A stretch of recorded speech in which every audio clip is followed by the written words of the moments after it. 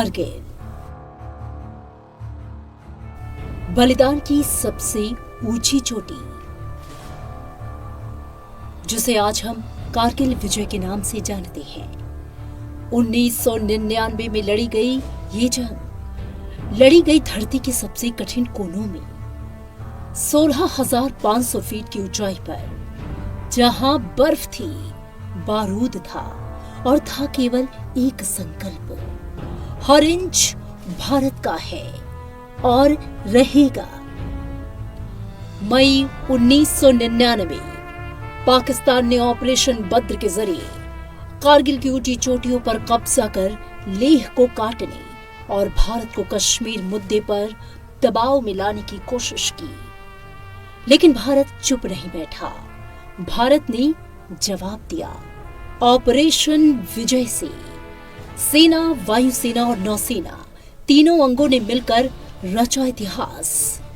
ये थी वो जंग जो हिमालय की छाया में आत्मसम्मान और संप्रभुता की रक्षा के लिए लड़ी गई। कारगिल की हर चोटी, हर बंकर एक कहानी बन गया, वीरता की, विजय की। 26 मई 1999 ऑपरेशन विजय का औपचारिक ऐलान। 18,000 फीट से ज्यादा की ऊंचाई पर लड़ा गया युद्ध। भारतीय वायुसेना ने 26 मई को ऑपरेशन सफेद सागर शुरू किया। इस ऑपरेशन में मिराज 200, MiG-21 जगुआर जैसे विमान शामिल थे। भारतीय सेना के 527 जवान शहीद हुए और 1300 से अधिक घायल। 13 जून 1999 पहला मोर्चा फतेह हुआ। कैप्टन विक्रम बत्रा की गूंज, ये दिल मांगे मोर। टाइगर हिल, दुर्गम रात में हमला कर तिरंगा फहराया गया। पॉइंट 4875 इंटेंस कॉम्बैट, बाद में बत्रा टॉप नाम दिया गया। 3 पिंपल्स और जुबार रिज, निर्णायक नियंत्रण हासिल हुआ। कारगिल में हर चोटी, हर मोर्चा किसी न किसी शहीद का नाम लेता है। भारत मां के सपूतों ने अपने जीवन की आहुति देकर विजय की कभी न मिटने वाली इबारत लिखी। परमवीर चक्र विजेता कैप्टन विक्रम बत्रा, 13 JN के राइफल, ये दिल मांगे मोर की गूंज आज भी टाइगर हिल की ऊंचाइयों पर गूंजती है। राइफलमैन संजय कुमार, 13 JN के राइफल, अकेले ही दुश्मन की पोस्ट पर हमला कर कब्जा किया। ग्रेनेडियर योगेंद्र सिंह यादव, 18 ग्रेनेडियर्स, 15 से अधिक गोलियां खाने के बावजूद चोटी पर नियंत्रण कर तिरंगा फहराया। Captain Anuj Nayak, major Manoj Pande, captain Nagappa, lieutenant Saurabh Kalia, इन सभी ने देश के खातिर अपना सर्वस्व न्यौछावर किया। और न जाने ऐसे कितने ही नाम जो देश के लिए हंसते हंसते अपने प्राण न्यौछावर कर गए। इस युद्ध में केवल थल सेना ही नहीं, बल्कि आकाश और समुद्र भी भारत के साथ खड़े थे। ऑपरेशन विजय, हर इंच भारत की जमीन को फिर से हासिल करने का संकल्प। ऑपरेशन सफेद सागर, पहली बार वायुसेना ने उच्च पर्वतीय क्षेत्र में सटीक हमले किए, आकाश से शौर्य की वर्षा की।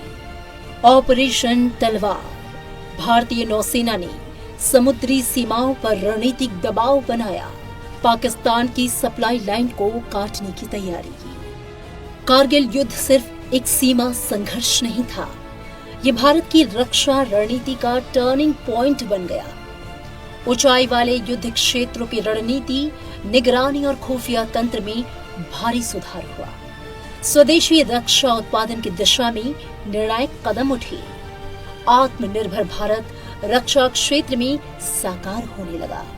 आज भारत स्वयं विकसित कर रहा है तेजस फाइटर जेट्स, आधुनिक हल्के युद्धक विमान, ब्रह्मोस सुपरसोनिक मिसाइलें, विश्व की सबसे तेज cruise missile INS Vikrant, Bharat का पहला स्वदेशी विमान वाहक पोत, ऑपरेशन सिंदूर जैसे अभियान दर्शाते हैं कि भारत अब सिर्फ प्रतिक्रियात्मक नहीं बल्कि आधुनिक साहसी और पूर्व सक्रिय सैन्य नीति पर चलता है। कारगिल युद्ध ने भारत को केवल जीत ही नहीं दी बल्कि आत्मनिर्भरता और रणनीतिक आत्मविश्वास की राह दिखाई। आज का भारत आत्मनिर्भर, सजग और सशक्त है, जो शांति चाहता है लेकिन सुरक्षा में कोई समझौता नहीं।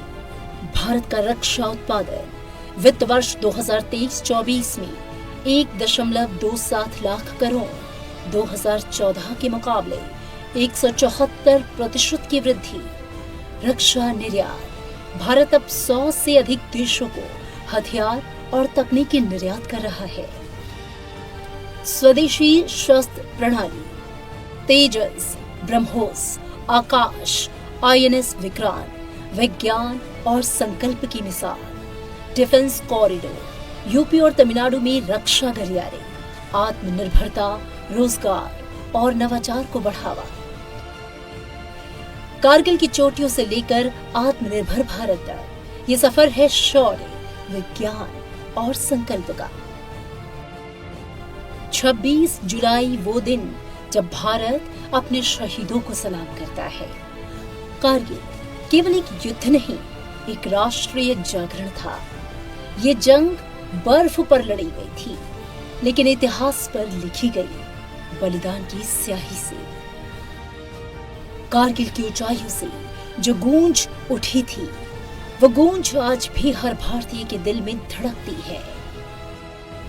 कारगिल विजय दिवस एक सलामी है, एक प्रेरणा है। जय हिंद, जय भारत।